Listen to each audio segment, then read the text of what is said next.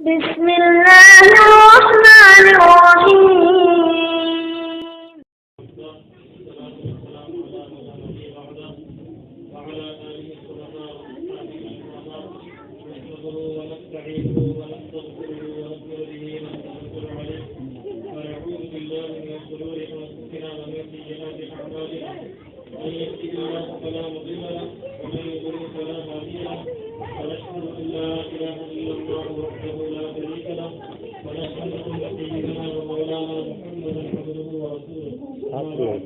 قال الله تعالى في القرآن الكريم والفرقان الحميد: أعوذ بالله من الشيطان الرجيم. بسم الله الرحمن الرحيم. يا أيها الذين آمنوا قوا أنفسكم وأهليكم نارا. صدق الله العظيم. رب اشرح لي صدري ويسر لي أمري واحلل عقدة من لساني يفقهوا قولي. اللهم اشفنا وراشد أمورنا وأعذنا من شرور أنفسنا ومن سيئات أعمالنا. سبحانك لا علم لنا إلا ما علمتنا إنك أنت العليم الحكيم. سبحانك لا فضل لنا إلا ما علمتنا إنك أنت الجبار الكريم. اللهم صل على محمد في أول كلامنا، اللهم صل على محمد في آخر كلامنا، اللهم صل على محمد في آخر كلامنا.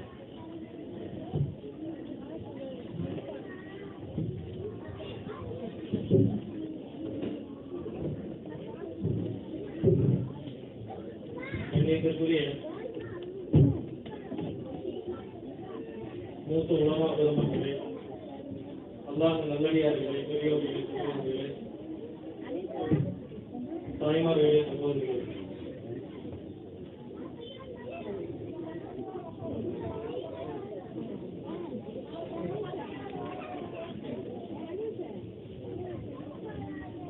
மூத்த உலமாக்களுக்கு முன்னால் இந்த அடியான் பேசுவதற்கு எந்த விதமான தகுதியும் கிடையாது. இருந்தாலும் அதில் அவர்களின் வேண்டுகோளுக்கு இணங்க ஒரு சில வார்த்தைகளை மட்டும் நான் பேசிக் கொள்கிறேன். எந்த மஜ்லிஸ்ல பேசலாம், ஆனா உலமாக்கள் நிறைந்திருக்கக்கூடிய மஜ்லிஸ்ல பேசுவது சற்று கடினம். மரகுத்தி பரவ இருக்கிற எந்த மரத்துல போய் உட்கார்ந்தாலும் ஓட்ட போட்டுரும். ஒரே ஒரு மரத்துல போய் உட்கார்ந்து ஓட்ட போட முடியாது. வானமரத்தில் மட்டும் உட்கார்ந்து ஓட்ட போட முடியாது. அதே போலத்தான் உலமாக்களுடைய மத்தியிலே பேசுவது இருக்கிறது. பார்த்து பேசணும். ஆக இந்த விழாவினுடைய முக்கிய கதாபாத்திரமாக இருக்கக்கூடிய, கதாநாயகிகளாக இருக்கக்கூடிய 12 ஆலிமா பெருமக்கள், அவர்களுக்கு அல்லாஹ் தஆலா நீடித்த ஆரோக்கியத்தையும் ரஹ்மத்தையும் பரக்கத்தையும் பொழிவானாக. அவர்களுக்கு அல்லாஹ் தஆலா சாலிஹான துணையை அமைத்து கொடுப்பானாக. அவர்களின் சந்ததிகளை ஹாஃபில்களாக, ஆலிம்களாக, தீனுடைய பித்தர்களை உருவாக்குவானாக என்று துஆ செய்தவனாக என்னுடைய சிற்றுரை ஆரம்பம் செய்கின்றேன். கணிதத்தில் எல்லாம் நல்லடியார்களே, மூசா அலைஹிஸ்ஸலாம் காலகட்டத்தில் பல்கம் இப்னு பாரூரா என்று சொல்லக்கூடிய ஒரு இளைஞர் இருந்தார். அல்லாஹ்வுடைய நெருக்கத்தை பெற்ற, அல்லாஹ்வுடைய பொருத்தத்தை பெற்ற மிகப்பெரிய ஒரு இளைஞர். எந்த அளவிற்கு என்று சொன்னால், அல்லாஹ்வுடைய அரசியல் நடைபெறக்கூடிய விஷயங்களை உலகத்தில் இருந்து கொண்டு கஷ்ட ஞானத்தின் மூலமாக காணக்கூடிய ஒரு ஆற்றலை பெற்றவர். அந்த அளவுக்கு அல்லாஹ்வுடைய நெருக்கத்தை பெற்றிருக்கின்றார். அவர் வாழ்ந்து வந்த ஊருக்கு கன்ஆன் என்று சொல்லக்கூடிய ஒரு ஊர். ஹஜ்ரத் மூசா அலைஹிஸ்ஸலாம் அவர்கள் தன்னுடைய கூட்டத்தார்களோடு ஃபிரௌனிடமிருந்து தன்னை பாதுகாத்து ஒவ்வொரு நாளாக வெற்றி கொண்டு கொண்டே வரும் பொழுது அல்லாஹ்வுடைய கட்டளை வருகிறது, நீங்கள் கன்ஆன் என்ற ஊருக்கும் செல்லுங்கள். அந்த ஊர் அரசரோடு நீங்கள் போர் செய்யுங்கள், நான் வெற்றியை தருகிறேன் என்று அல்லாஹ் கலப்புறுகின்றார். மூசா அலைஹிஸ்ஸலாம் அவர்கள் தன்னுடைய படை பட்டாளத்தோடு வருகின்றார்கள். இந்த செய்தி கன்ஆன் நாட்டு அரசனுக்கு தெரிகிறது. அவன் யோசிக்கின்றான், நம்மை எதிர்த்து வருவது ஒரு இறை தூதர், அல்லாஹ்வுடைய அருளை பெற்றவர். அவரை எதிர்த்து நாம் போர் செய்ய முடியாது, என்ன செய்யலாம் என்பதாக தன்னுடைய அமைச்சரவையிலே பேசிக் கொண்டிருக்கும் பொழுது ஒரு அமைச்சர் கூறுகின்றார், நமது ஊர்ல நம்ம நாட்டில் ஒரு மிகப்பெரிய ஒரு இளைஞர் இருக்கிறார், பல்ராம் பாபூர் என்று சொல்லக்கூடிய இளைஞர் இருக்கிறார், அவர்கிட்ட போய் நம்ம துவா செய்ய பண்ணலாம் என்பதாக ஒரு ஆலோசனை தருகின்றார். அந்த அடிப்படையிலே அரசரும் சில மனிதர்களும் அந்த இளைஞர்களிடத்தில் சென்று இந்த மாதிரி மூசா அலைஹிஸ்ஸலாம் அவர்கள் எங்களுக்கு எதிராக படையை திரட்டி கொண்டு வருகின்றார்கள், நீங்க ஒன்றும் செய்யலாமா, ஒரே ஒரு துவா மட்டும் போதும், துவா மட்டும் செஞ்சிருக்க போதும். என்ன துவா? மூசா அலைஹிஸ்ஸலாம் அவர்கள் பொறுக்க வேண்டும், நான் ஜெயிக்கணும். இளைஞர்களுக்கு கோபம் வந்துருச்சு, அல்லாஹ்வுடைய நபிக்கு எதிராக என்ன துவா செய்ய சொல்றீங்க என்பதாக சொல்லி துரத்தி அனுப்புறாங்க. பலவாக முயற்சி செய்தும் பயன் இல்லை. அந்த நேரத்தில் தான் சரி மனைவி மூலமாக நாம் சொல்லலாம் என்பதாக சொல்லி நேராக அந்த இறைநேசருடைய மனைவி இடத்துல சென்று இந்த அரசர் சொல்றாரு, உங்க கணவர் தான் நான் ஒண்ணுமே கேட்கல, ஒரே ஒரு துவா மட்டும் தான் செய்ய, ஒரே ஒரு துவா மட்டும் செஞ்சாருன்னு சொன்னா இந்த நாட்டுல பாதியை கொடுக்கறேன்னு சொல்றேன், ஆனா அந்த ஒரு துவா செய்ய மாட்டேங்கிறார் என்பதாக சொல்லும் பொழுது அந்த மனைவி சொல்றா, என் வீட்டுக்கு சரியான விளங்காட்டல், எல்லா மனைவிமார்களும் கணவன்மார்களும் வைக்கக்கூடிய ஒரு சொல்ல பேர், சரியா விளங்காத ஆளு, நீங்க கவலைப்படாதீங்க, ஒரே ஒரு துவா தானே நான் செய்ய சொல்றேன் என்பதாக அந்த மனைவி உறுதி எடுத்துக்கொண்டு தன்னுடைய கணவரை மூளை செலவை செய்கின்றார். ஒரே ஒரு துவா தானே, அல்லாஹ்வுக்கு ரொம்ப நெருக்கமானவா நீங்க, ஒரே ஒரு துவா தானே செஞ்சிருக்க என்பதாக மூளை செலவை செய்து அந்த ஒரு துவாவை செய்ய வைக்கின்றார். அந்த இளைஞர்களும் துவா செய்கின்றார்கள். அது மூசா அலைஹிஸ்ஸலாம் அவர்கள் படையை திரட்டி கொண்டு வரும் பொழுது பயங்கரமான போர் நடக்கிறது. ஆனால் அதற்கு மூசா அலைஹிஸ்ஸலாம் அவர்களுக்கு தோல்வி கிடைத்து விடுமோ, தோல்வி அடைத்து விடுவோமோ என்ற எண்ணம் வந்துவிட்டது. உடனே மூசா அலைஹிஸ்ஸலாம் அல்லாஹ் கிட்ட கேட்கிறாங்க, யா அல்லாஹ் நீங்க வெற்றியை தரவே என்பதை சொல்லியிருக்கிறேன், ஆனா பார்த்தா தோல்வி அடையிற மாதிரி இருக்கிற, என்ன விஷயம் என்பதை கேட்கும் பொழுது அல்லாஹ் தஆலா சொன்னா, என்னுடைய அடியார் உனக்கு எதிராக துவா செஞ்சிருக்கிறாரு, அதன் காரணமாக இப்படிப்பட்ட வெளியே என்பதாக சொல்லலாம். மூசா அலைஹிஸ்ஸலாம் திரும்ப சொன்னாங்க, அவரும் உங்களுடைய இளைஞர் தான், நான் உன்னுடைய நபி, இப்ப நான் துவா செய்யறாங்க வெற்றியை கொடு என்பதாக மூசா அலைஹிஸ்ஸலாம் துவா செய்யறாங்க. அல்லாஹ் தஆலா வெற்றியை கொடுக்கிறார். கனிமானவர்களே, ஒரு நபிக்கு எதிராக அந்த இளைஞர் துவா செய்ததன் காரணமாக அல்லாஹ் தஆலா எப்படிப்பட்ட ஒரு உதாரணத்தை குர்ஆன் ஷரீஃபில் கூறுகிறார் என்று சொன்னால், மஸலுஹு கமஸலில் கல்பு, அவனுக்கு அந்த நபருக்கு உதாரணம் நாயை போல. நாய் எப்படி தன்னுடைய நாக்கை தொந்தவிட்டுக் கொண்டே இருக்குமோ அதே போன்ற அந்த இறைநேசருடைய நாவும் தொங்கிக் கொண்டே போய்விட்டது. எதற்காக இந்த சம்பவம் சொல்லப்படுகிறது என்று சொன்னால், எப்பேற்பட்ட இறைநேசராக இருந்தாலும் சரி, தனது வீட்டு பெண்களுக்கு தீரை கொடுக்காவிட்டால் வழிகிட்டு போவதற்கு அதிகமான வாய்ப்புகள் இருக்கிறது. கண்ணியமானவர்களே, எனவே அல்லாஹ் தஆலா குர்ஆனிலே பதிவு செய்கின்றான், யா அய்யுஹல்லதீன ஆமனூ கூ அன்ஃபுஸக்கும் வ அஹ்லீக்கும் நாரா, ஈமான் கொண்டவர்களே உங்களையும் உங்கள் குடும்பத்தையும் நரக நெருப்பை விட்டு நீங்க பாதுகாத்துக் கொள்ளுங்கள் என்பதாக அல்லாஹ் தஆலா கட்டளை இடுகின்றான். நாமும் நரகத்தை விட்டு தற்காத்துக் கொள்ள வேண்டும், தன்னுடைய குடும்பத்தையும் நரகத்தை விட்டு காப்பாற்ற வேண்டிய பொறுப்பு ஒவ்வொரு முஸ்லிமான குடும்ப தலைவர்களுக்கும் இருக்கிறது. அதற்காக நாம் என்ன முயற்சி செய்கின்றோம்? முதலில் நம்முடைய குடும்பத்திற்கு சொல்வதற்கு முன்பு நாம் எந்த அளவுக்கு தீனை முழுமையான முறையில் பின்பற்றி நடக்கின்றோம் என்பதையும் நாம் கவனிக்க வேண்டும். கண்டிப்பானவர்களே, தற்காலம் இருக்கக்கூடிய சூழ்நிலை எப்படி இருக்கிறது சொன்னால், பாவம் நிறைந்த ஒரு உலகமாக இருக்கிறது. எங்கு பார்த்தாலும் பாவம். சென்ற வருடத்தில் நாம் எப்படியெல்லாம் அனுபவப்பட்டோம் என்பது ஒவ்வொருவருக்கும் தெரியும். இந்த அளவுக்கு ஒரு மோசமான ஒரு விளைவு ஏற்பட்டதற்கு காரணம் என்ன? உலகத்தில் உள்ள எல்லா மஸ்ஜிதுகளும் மூடப்படக்கூடிய அளவுக்கு மோசமான ஒரு நிலைமை ஏற்பட்டதற்கு காரணம் என்ன என்பதாக பெரியவர்கள் சொல்லும் பொழுது அவர்கள் சொன்ன வார்த்தை என்ன தெரியுமா? ஒவ்வொரு முஸ்லிமுடைய எல்லா நேரமும், ஒவ்வொரு வினாடியும், ஒவ்வொரு நிமிடமும் ஏதேனும் ஒரு ரீதியில் பாவத்தில் கழிகிறது. ஏதேனும் ஒரு விளைவு பாவத்தில் கழிந்து கொண்டிருக்கிறது. அதன் காரணமாகத்தான் இப்பேற்பட்ட மோசமான ஒரு விளைவு ஏற்பட்டிருக்கிறது என்பதாக சொன்னார்கள். ஆக நம்முடைய பாவங்களை முழுமையான முறையிலே அல்லாஹ்விடத்திலே மன்றாடி பிழை பொறுக்கக்கூடிய ஒரு உன்னதமான மாதம் நமக்கு முன்னால் வர இருக்கிறது. ரமலானுடைய மாதம் வர இருக்கிறது. அந்த ரமலானுடைய மாதத்தை நாம் எப்படி கழிக்க வேண்டும்? வெறுமனே தொழுதோம் நோன்பு வைத்தோம் என்ற ஒரு நிலை ஏற்பட்டு விடாமல் அல்லாஹ்வுடைய நெருக்கத்தை அடைவதற்கு என்னென்ன அமல்களை செய்ய முடியுமோ செய்ய வேண்டும். கண்ணியமானவர்களே, பொதுவாக ஆண்கள் பிரச்சனை இல்லை. பெண்களை பொறுத்த வரைக்கும் இஸ்லாத்துடைய அடிப்படை கடமைகளை செய்யக்கூடிய விஷயத்திலேயே மிகப்பெரிய ஒரு பின்னடை. முதல் கடமையாக இருக்கக்கூடிய தொழுகை எடுத்துக் கொள்ளுங்க. பஜ்ர் ஏமா தொழுகல, தூங்கிட்டேன்.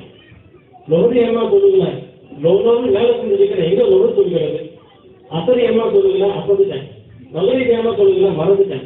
இஷா ஏன் தொழுகல, காலையிலிருந்து நைட்டு வரைக்கும் மாடா உடைக்கிறேன். இப்ப அசர் இஷா தொழுகிறது. ரமலான் மாதத்தை எடுத்துக்கொண்டா 30 நாட்கள் நோன்பு வைக்கிறதுல பெண்களுக்கு சில நாட்கள் நோன்பை விட்டு விடுவாங்க. அதை திரும்ப கலா செய்யணும். அதை கலா செய்யறதே கிடையாது. ஜக்காத்து கடமையாகக்கூடிய அளவுக்கு தங்க நகை இருந்துச்சு அப்படின்னு சொன்னா அவங்க தரப்புல இருந்து ஒரு சல்லி காசு கூட வெளியே போகாது. முழுக்க கணவனுடைய தலையில தான் போய் விடுவோம். ஹஜ்ஜை பொறுத்த வரைக்கும் சொல்லவே தேவையில்லை. கணவன் அழைத்து கொண்டு போனால் மட்டும்தான் ஹஜ்ஜுக்கு வருவாங்க. அவங்க தான் அந்த ஹஜ்ஜுக்கு போகணுங்கிற ஆசையில எந்த விதமான சின்ன முயற்சி செய்ய மாட்டாங்க. இதுதான் பெண்களுடைய நிலைமை. கண்ணியமானவர்களே, இதே நிலைமை எடுத்துட்டு இருக்குன்னா ரமலானுடைய மாதமும் அப்படிதான் போயிட்டே இருக்கு.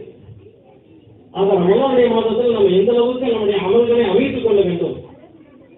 சகர் சாப்பிடுறவங்க சகஜ தொழிலை விட்டுக்கூடாது. அல்லாஹ் முதல் மாதத்தில் இறங்கி என்னுடைய அடியார்கள் எங்ககிட்ட இந்த தேவையை கேட்கிறீங்களா, நாம் நிறைவு தேவை என்பதான் அல்லாஹ் சொல்றோம். சகஜ தொழிலை மறந்து விடக்கூடாது. சில நேரங்களில் சகருடைய நேரத்தை முன்னாடியே செஞ்சுட்டு அப்படியே தூங்கிறது, பல்வேறு கொடுக்கிறது இல்லை. சில பேர் பல்வேறு சொல்றது உடனே தூங்கிதான். ஹதீஸ்ல வந்திருக்கு, ஒரு மேட்டிலிருந்து பள்ளத்தை நோக்கி தண்ணீர் எப்படி வேகமாக வருமோ அதே போன்று பஜருக்கு பின்னால் தூங்கு யாரெல்லாம் தூங்கிக்கிட்டார்களோ அவன் வாழ்க்கையில வருமா ரொம்ப ஸ்பீடா வரும். ஆக பஜர் தொழுக்கு உடனே தூக்கக்கூடிய ஒரு உடம்பை ஏற்படுத்தாம குர்ஆன் ஓதக்கூடியது, தஸ்பீஹ் செய்வது, இஸ்ராக் சொல்வது. 2 ரக்காத் இஸ்ராக் சொல்வோம் என்று சொன்னால் நஃபிலான ஹஜ் உம்ரா செய்த நன்மை கிடைக்கிறது. மேலும் 2 ரக்காத் நஃபில் சொல்வோம் என்று சொன்னால் அன்றைய தேவைகளுக்கு அல்லாஹ் தஆலா பொறுப்பெடுத்து கொள்கிறார். ஒரு 10 மணியிலிருந்து 11 வரைக்கும் துஹா தொழுக, 2 ரக்காத் துஹா தொழுவோம் என்று சொன்னால் அந்த உணவுல அல்லாஹ் தஆலா பரக்கத் செய்கிறான். மனிதனுடைய உடம்புல 360 எலும்பு ஜாயிண்ட் இருக்குது. ஒவ்வொரு ஜாயிண்ட்டுக்கு நீங்க சதகா செய்யுங்க என்பதாக சொன்னாங்க. எப்படி சதகா செய்வது என்பதை சஹாபாக்கள் கேட்கும் பொழுது நீங்க 2 ரக்காத் துஹா தொழுக, 370 எலும்பு இணைப்புகளுக்கும் சதகா செய்த நன்மை கிடைத்துவிடும் என்பதாக சொன்னாங்க. அது மட்டும் இல்ல, மகரிபுக்கு பின்னாடி இப்பதான் இஃப்தார் செஞ்சிருக்கிறோம், பின்னாடி தராவிகள் இருக்குது, இப்ப எங்க தொழுகிறது என்பதாக சொல்லி அவ்வாபின் தொழுகை விட்டுவிடும். யார் 6 ரக்காத் அவ்வாபின் தொழுகை நிறைவேற்றுவார்களோ அவர்களுக்கு 12 வருடங்கள் இபாதத் செய்த நன்மை கிடைக்கிறது. அல்லாஹ் தஆலா நன்மைகளை வாரி கொடுக்கிறதுக்கு தயாராக இருக்கிறான். அதுவும் ரமலான் எடுத்துக்கொண்டா ஒரு சுன்னத்துக்கு பரதுடைய நன்மை, பருந்துக்கு 70 பருதுடைய நன்மை. கண்ணியமானவர்களே, ஆக ரமலானுடைய மாதத்தை நாம் பொதுபோக்காக கவனக்குரியதாக இல்லாமல் முழுக்க அல்லாஹ்வுடைய பொருத்தத்தை எப்படியெல்லாம் அடைய முடியுமோ அவ்வாறெல்லாம் அடைவதற்கு முயற்சி செய்ய வேண்டும். குறிப்பாக எந்த ஒரு அமலையும் சரி நாம் குறியதாக நினைத்து விடக்கூடாது. சாதாரண அமல் இதை போய் செய்யணுமா என்பதாக சுத்தமாக நினைத்து விடக்கூடாது. கனிமானவர்களே, கலிஃபா ஹாரூன் ரஷீதுடைய மனைவி ஜுபைரா அம்மையார், அவங்க ஒரு நாள் இரவு நேரத்தில் ஒரு கனவு பார்க்குறாங்க. என்ன கனவுன்னு சொன்னா, பல நபர்கள் தன்னை பலாத்காரம் செய்வதை போல ஒரு கனவு தொடர்ந்து வந்துகிட்டே இருக்குது. அந்த காலத்துல கனவுட மேலே முகமது தீன் ரஹ்மத்துல்லாஹி கிட்ட போய் கேட்கலாமே. ஆனா அரசருடைய மனைவியாக இருந்து கொண்டு இப்படிப்பட்ட மோசமான கனவு எப்படி போய் கேட்கறது? உடனே அந்த அடிமை பெண்கிட்ட போய் நீ போய் கேட்டுக்கலாம், நீ பார்த்த மாதிரி கேளு, அதுக்கு என்ன விளக்கங்கிறத மட்டும் கேட்டுக்கொள்ளு. அடிமை பெண் போய் கேட்கறாங்க, இந்த மாதிரி கனவு பார்த்து என்ன விளக்கம்? அதுக்கு சொல்றாங்க, கண்டிப்பா நீ பார்த்துருக்க முடியாது. திரும்ப இன்னொரு அடிமை பெண் அனுப்புறாங்க, அவங்களும் போய் கேட்கிறாங்க, கண்டிப்பா நீ பார்த்துருக்க முடியாது. இப்படி பல தடவை பல அடிமை பெண்கள் அனுப்பியும் கூட முகமது சீரியல் ரஹ்மத்துல்லாஹி அலைஹி அவர்கள் நீ பார்த்திருக்கவே முடியாது, உனக்கு சாத்தியமே இல்லை என்பதாக திருப்பி அனுப்பியிருக்காங்க. கடைசியாக நான் தான் போய் கேட்கணும் போல என்பதாக யாருக்கும் தெரியாம இரவு நேரத்தில் போய் கேட்கிறேன். முதல்ல மக்கள் நான் தான் கனவு பார்த்தேன், இது போன்ற கனவு நான் பார்த்தேன்னு சொல்றது எனக்கு வெக்கமாக இருந்துச்சு, எனவே தான் என்னுடைய அடிமை பெண்களை அனுப்பி வச்சேன் என்பதாக சொல்லும் பொழுது அது சொல்றாங்க, இந்த கனவை பார்ப்பதற்கு தகுதியான ஆள் நீங்க தான். கனவு பார்த்தது நம்ம மோசமான கனவு, ஆனா அதனுடைய விளக்கங்களுக்கு ரொம்ப சிறந்த விளக்கம். என்ன சொன்னாங்க அப்படின்னு சொன்னா, உங்களுடைய மூலமா அல்லாஹ் தஆலா தீனுடைய மிகப்பெரிய ஒரு வேலை வாங்குவான் என்பதாக விளக்கம் சொன்னாங்க. சில காலம் கழித்து முஸ்லிம்களுடைய ஜமாத் வந்து கேட்டுச்சு, அதாவது வருடம் வரக்கூடிய ஹாஜிகளுக்கு மக்காவிலிருந்து மதீனாவுக்கு நடந்து வரும் பொழுது தண்ணீருடைய தேவைகளை செய்வதற்கு ரொம்ப சிரமமாக இருக்குது. எனவே மக்காவிலிருந்து மதீனா வரை ஒரு கால்வாயை நாம் வெட்ட வேண்டும், அதற்கு அதிகமான செலவு செய்யணும், அந்த செலவுக்காண்டி கொஞ்சம் காசு கொடுங்க என்று கேட்கும் பொழுது சுபைர் அம்மையார் அவர்கள் முழுக்க தன்னுடைய பொறுப்புல கிட்டத்தட்ட லட்சக்கணக்கான தங்க காசுகளை தன்னுடைய முழு செலவில் அந்த கால்வாயை கட்டி கொடுத்தார். சுபைரா கால்வாய் என்று சொல்லக்கூடிய ஒரு கால்வாய். அல்லாஹ்வுடைய கிருபையால் இந்த வேலை முடிக்கப்பட்டு விட்டது. அவன் வஃபாத்தான பின்னாடி அடிமை பெண் கனவு பார்க்கறாங்க, சுபைரா அம்மையார் நல்ல நிலையில இருக்கிறாங்க. கேட்கிறாங்க, அல்லாஹ் தஆலா உங்களை மன்னிச்சானா? மன்னிச்சுட்டாங்க, பொறுப்பை கொண்டான். அடிமை பெண் கேட்கிறாங்க, நீங்க இந்த கால்வாயை விட்டுவதற்காக லட்சக்கணக்கான தங்க காசுகளை கொடுத்தீங்களே, அதன் காரணமா உங்களை மன்னிச்சானா என்பதை கேட்கும் பொழுது சுபைரா அம்மையார் சொன்னாங்க, லட்சக்கணக்கான தங்க காசுகளை கொடுத்து அந்த கால்வாயை வெட்டினானே, அதன் காரணமாக என் அல்லாஹ் தஆலா பொறுப்பை கொள்ளல, என்னுடைய பாவத்தை மன்னிக்கல, என்கிட்ட இருந்து ஒரு சின்ன ஒரு அமல், அந்த அமலின் காரணமாக அல்லாஹ் தஆலா மன்னிச்சான். என்ன அமல் அப்படின்னு சொன்னா, எந்த நேரத்திலும் என்னுடைய தலையில முக்காலி இருந்து கொண்டே இருக்கும், தலையை மறைத்த வண்ணமாக நான் இருப்பேன். அந்த ஒரு சின்ன அமலை வைத்து அல்லாஹ் தன்னுடைய பாவத்தை மன்னித்து இங்கே சொர்க்கத்தை அனுப்பிவிட்டான் என்றுதான் சொன்னாங்க. கனிமானவர்களே, ஆக எந்த ஒரு அமலையும் சரி நாம் திட்டமாக நினைத்து விடக்கூடாது. எந்த அமலை வைத்து அல்லாஹ் தஆலா நம்முடைய பாவங்களை மன்னிக்கும், அல்லாஹ்வுடைய பொருத்தத்திற்கு நாம் ஆளாகிறோம் என்பது நமக்கு தெரியாது. அதுவும் குறிப்பாக ரமலானுடைய மாதத்தில் நாம் அதிகமாக ஈடுபட வேண்டிய முக்கியமான ஒரு அமல் இருக்கிறது, குர்ஆன் ஓதுவது. அஹ்மது பின் ஹம்பல் ரஹ்மத்துல்லாஹி அலைஹி அல்லாஹ்வை கனவில் தரிசிக்கிறார்கள். தரிசிக்கக்கூடிய நேரத்தில் அதிர்த்து கேட்கிறான், யா அல்லாஹ், உன்னுடைய நெருக்கத்தை அடைவதற்கு ஏதாவது ஒரு அமல் எனக்கு சொல்லிக் கொடு என்பதாக கேட்கும் பொழுது அல்லாஹ் தஆலா சொன்ன குர்ஆன் ஓதுவது. குர்ஆன் ஓதுவதற்கு ரொம்ப பிடித்தமான ஒரு அமல். அதற்கு திரும்ப கேட்கிறாங்க, அதை விளங்கி ஓதணுமா விளங்காம ஓதணுமா என்பதை கேட்கும் பொழுது அல்லாஹ் தஆலா சொன்னா, விளங்கி ஓதினாலும் சரி விளங்காமல் ஓதினாலும் சரி குர்ஆன் ஓதுவது எனக்கு மிக பிடித்தமான அமல் என்பதாக கூறுகின்றார். ஆக குர்ஆனை நாம் அதிகமாக ஓதிக்கொண்டே இருக்க வேண்டும். மிகப்பெரிய ஒரு இளைஞர் துனியில் பக்தாதி ரஹ்மத்துல்லாஹி அலைஹி, பெண்ணை கேள்விப்படாதவர்கள் இருக்க முடியாது. அவங்களுக்கு ரொம்ப நாள் ஒரு ஆசை, ரசூலுல்லாஹி ஸல்லல்லாஹு அலைஹி வஸல்லம் அவர்களை கனவில் தரிசிக்க வேண்டும் என்ற ஒரு ஆசை வந்து அதற்கு சில ஔராதுகள் இருக்குது. அந்த ஔராதுகள் ஒரு தினமும் ஓதிக்கிட்டே வர்றாங்க. ஒரு நாள் ரசூலுல்லாஹி ஸல்லல்லாஹு அலைஹி வஸல்லம் அவர்கள் கனவுல வர்றாங்க. வந்து சொன்னாங்க, இந்த ஊருக்கு போங்க, அந்த ஊர்ல ஒரு பெண் மரணித்து விட்டால் அந்த பெண்ணுடைய ஜனாதா தொழுகை நீங்க தான் தொழ வைக்கணும் என்பதாக சொல்லி மறந்துட்டாங்க.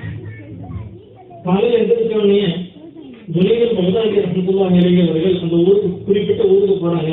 அங்க போய் இந்த நாள்ல யாராவது பெண் வஃபாத்தா இருக்கிறாங்களா என்பதை கேட்கும் பொழுது யாருமே வஃபாத்தாகல. நபி ஸல்லல்லாஹு அலைஹி வஸல்லம் அவர்கள் சொன்னது பொய்யாகாது என்பதாக சொல்லி தீர விசாரிக்கின்றார்கள். விசாரிக்கும் பொழுது ஊருடைய கடைசியில் ஒரு பெண், அந்த பெண் மௌத்தாயிட்டார். உடனே அந்த பெண்ணுக்கு ஜனாதா தொழுவிக்கிறாங்க. தொழுவிக்கிறதுக்கு முன்னாடியே ஒரு செய்தி வந்துட்டு, அந்த பெண் பைத்தியக்காரி என்பதால். சரி, இந்த பெண்ணை தவிர வேற யாரும் வஃபாத்தா இருக்கிறாங்களா என்பதை திரும்ப விசாரிக்கிறாங்க. யாருமே வஃபாத்தாகல. சரி என்பதான் தொழ வைக்கிறாங்க. தொழுவதற்கு பின்னாடி அந்த பெண்ணுடைய வீட்டுக்கு சென்று கேட்கிறாங்க, நபி ஸல்லல்லாஹு அலைஹி வஸல்லம் அவர்கள் கனவில் வந்து சொல்லக்கூடிய அளவுக்கு உன்னுடைய பெண் என்ன அமல் செய்கிறார் என்பதாக சொல்லும் பொழுது அந்த தாயார் சொல்றாங்க, அந்த பெண்ணுடைய தாயார் சொல்றாங்க, என்னுடைய பெண் பைத்தியக்காரி தான், ஆனா அவளுக்கு சில நேரத்துல ஒரு நல்ல ஒரு சிந்தனை வரும்.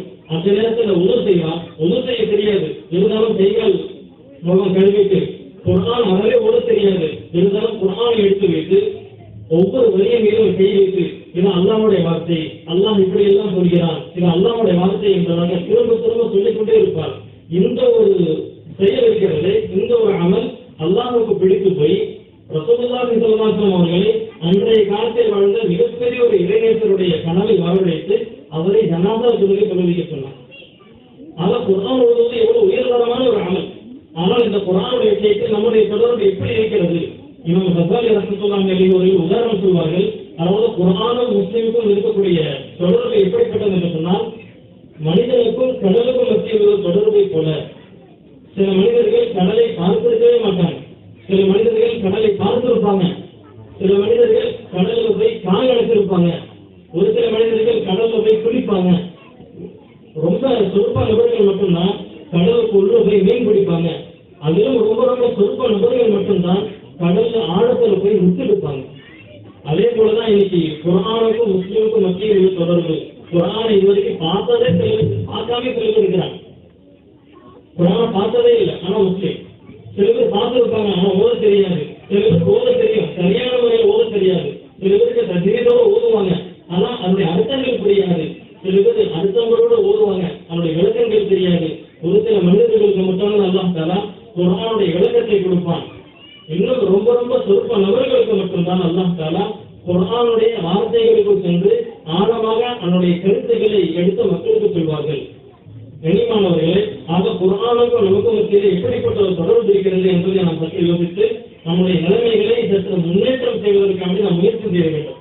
அல்லாஹ் தஆலா நம்ம அனைவருக்கும் அப்படிப்பட்ட பாக்கியத்தை அனைவருக்கும் தந்தருவானாக.